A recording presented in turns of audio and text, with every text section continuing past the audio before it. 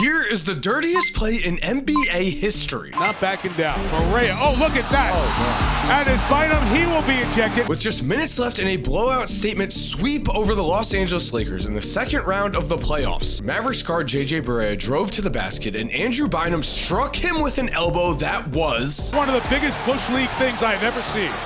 That is terrible. Bynum, to his credit, would actually call JJ Barea the next day to apologize. I want to actually apologize to JJ Barea for doing that. I'm just glad that he wasn't seriously injured. But the damage had been done. The Lakers went out in embarrassing fashion as shockingly, just a minute before this, Lamar Odom had been ejected for semi-tackling Dirk Nowitzki. Your defense is now broken down and at a disadvantage. Whoa. Odom went to Nowitzki on purpose. So a flagrant 2 is called on Lamar Odom, who was ejected. Rewind to game 2, and Ron Artest also came at JJ Barea's face. He gonna get suspended, Ernie. You really believe that? I do. That's just stupid. In front of millions in the playoffs, the Lakers disgraced themselves, and Kobe Bryant would never again reach the NBA Finals. While that very season, Dirk and the Mavs would go on to beat LeBron in the 2011 championship. But here's where things would get even more interesting, as directly following this season, the NBA would have a lockout that Kobe Bryant claimed was a direct attempt to sabotage the Lakers. Do you think the players in general in the NBA believe that the owners are losing money to the extent that they claim they're losing money? No.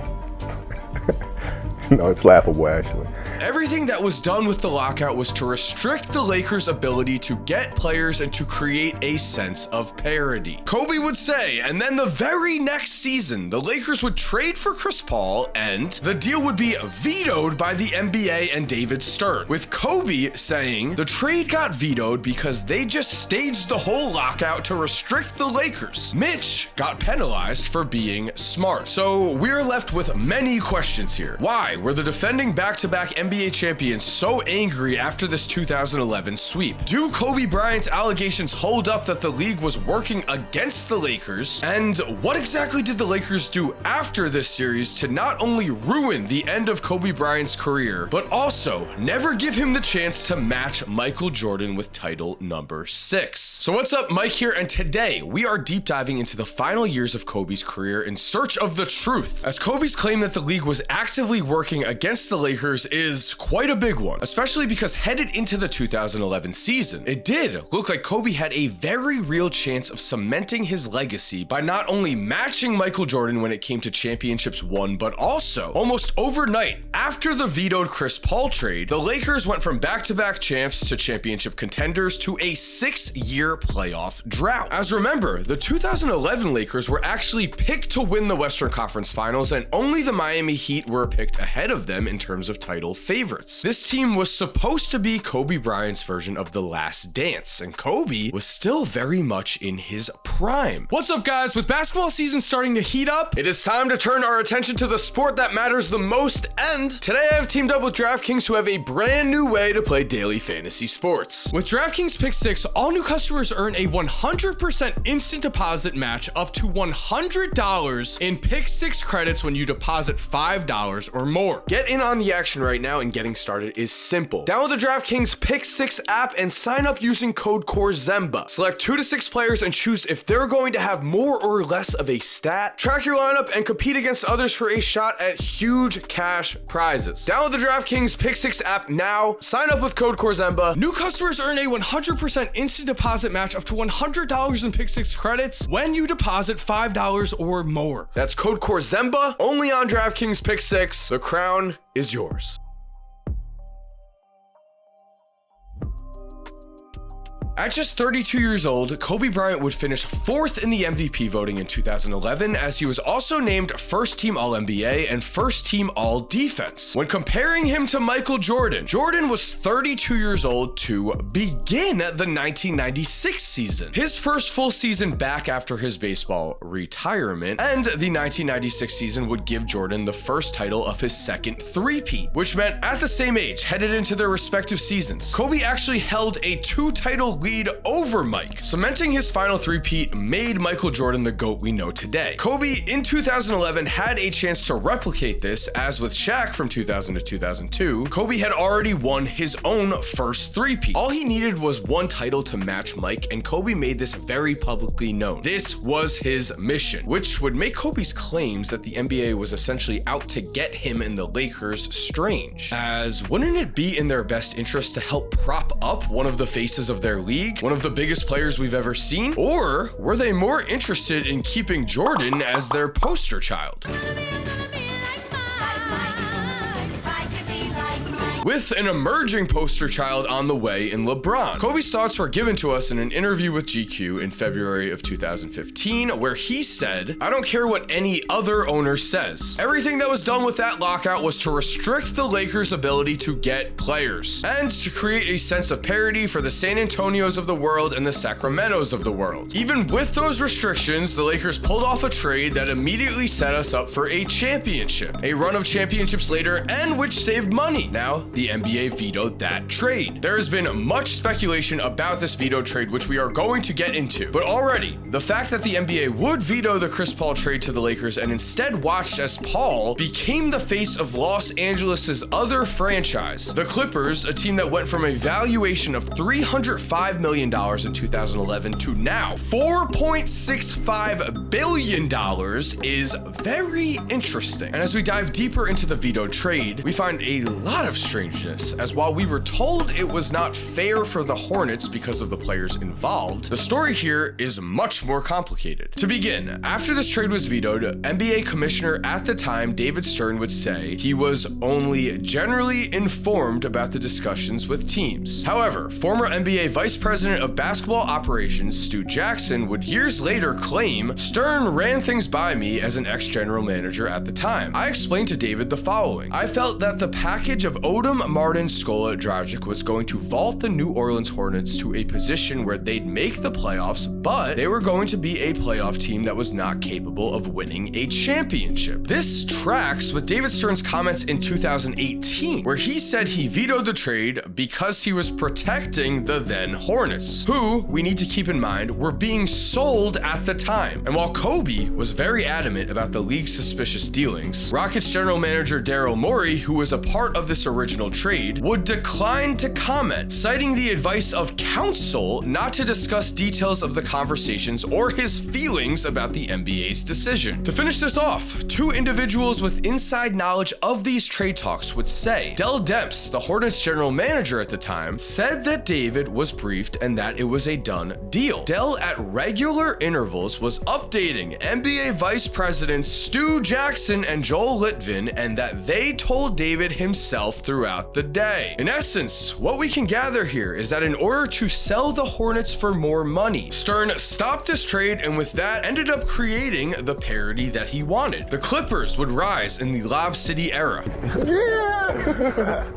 Are you serious? That'd be Lob City. Oh my God. The Hornets would end up getting Anthony Davis, which we'll also get into, but Kobe and the Lakers, their last chance to win a championship, was ruined here, and so was potentially Chris Paul's legacy. As if Chris Paul had played for the Lakers, his career would of course been completely different. In 2012, with the Clippers, Chris Paul was named first team All-NBA, first team All-Defense, and he was third in the MVP voting. In 2012, with the Lakers, Kobe Bryant was named first team All-NBA, second team All-Defense, and finished fourth in the MVP voting. There is no question that this combination of superstars would have been better than what the Lakers ended up with, as this veto trade and the trade that they would make following this would lead to their fall and a 6-year playoff drought, and it also would have been better for the Hornets themselves, as the Hornets ended up trading Chris Paul to the Clippers in a deal that was centered around Eric Gordon. The only reason the New Orleans Hornets were saved from this trade was the fact that they would win the 2012 draft lottery with a 13.7% chance to get the top pick, which meant the new owners were able to build around Anthony Davis, which is a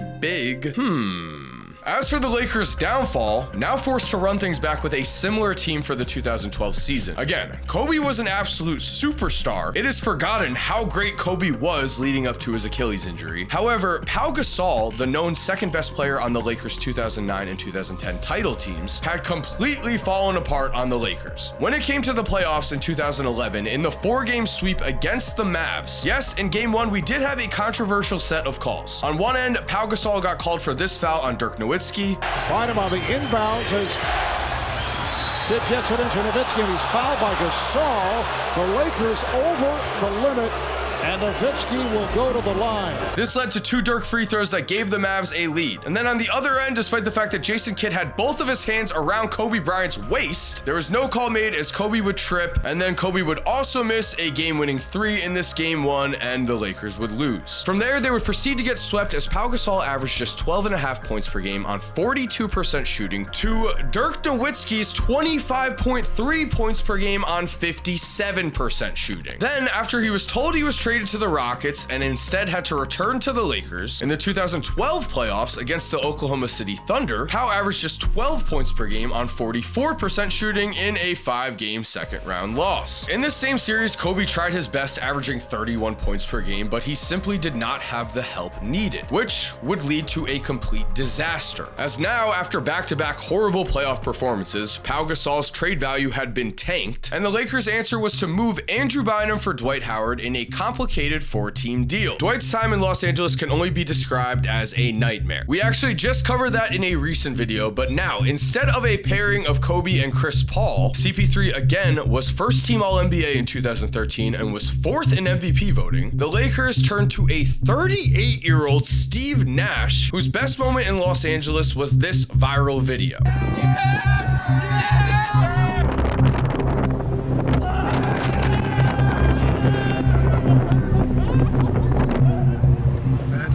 So far. Nash would play in just 50 games in the regular season in 2013 and in just 2 playoff games, as his back injuries that had plagued him throughout his career finally caught up to him. It has actually been said that Nash's inability to play and the team struggles that followed, combined with Kobe's relentless desire to win his 6th title, is what caused his Achilles injury, the injury that took away the end of his career. In 2013, the year of his Achilles injury, Kobe was named to the first-team All-NBA for the 8th straight time. In this year, he averaged over 27 points per game, he averaged 6 assists per game and 5.6 rebounds, and he also finished 5th in the MVP voting. His on-court production was still incredible. However, the injuries were catching up to him. These injuries were so apparent to his teammates, while Kobe was still pushing himself so hard that teammates such as Dwight Howard would yell, "We gotta protect him," to Lakers coaches. And the coaches tried. "You've got to come out." Head coach Mike D'Antoni would beg his star at the end of every first quarter, but Kobe's response was always the same: "I'll tell you when I need to come out." What's important here is in the 7 games leading up to his Achilles tear, the Lakers were in a battle to make the playoffs still. The Lakers, Utah Jazz, and the Rockets were all fighting for the 7th and 8th spot. And so, in the 7 games that he played leading up to his injury, Kobe would average 45.5 minutes per game as the Lakers were pushing. And in the final game of this 7-game stretch, down by 6 points with 5 minutes left against the Golden State Warriors, Kobe did this. Around the back, spinning,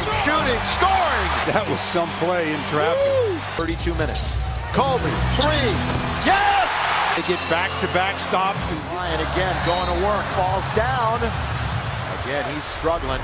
After this horrible Achilles injury, Kobe's body had finally broken down on him, but he still showcased his unwavering toughness and desire to win, as with a torn Achilles, Kobe would walk up to the free throw line and knock down both free throws to tie this game. A game the Lakers would win, a game that would help them secure a playoff spot. Without Kobe in the lineup, the Lakers would get swept in the playoffs. However, we really need to think on this, because in front of our eyes realized in the 2011 playoffs, the Lakers self-imploded. Multiple of their players lost their heads as they were all ejected. Then came the lockout that Kobe said was used to restrict the Lakers from getting players. And then came the vetoed Chris Paul trade, which, if that was allowed to go through, Kobe's extremeness in the 2013 season would never have happened. Kobe never would have averaged over 38 minutes per game in 2013. He for sure would not have averaged over 45 minutes per game to end this season. Instead, he would have been resting for a playoff run to come, as the Lakers would have safely been in the playoffs with an in his prime Chris Paul. However, Kobe was on his mission to match Michael Jordan's championship resume, and he did all he could. This Achilles injury would take away his final chance, and the Lakers would end up missing the playoffs for 6 straight seasons starting in 2014, only again making the playoffs when LeBron James finally saved them. So that's our story for today. I want to know, what do you think in the comments down below? Did Kobe Bryant get a fair chance to match Michael Jordan's 6 titles, or was there really a conspiracy in play here? Did David Stern successfully create the parity that he wanted by boosting up the Clippers and by boosting up the Pelicans, while the Lakers and Kobe ended up getting hurt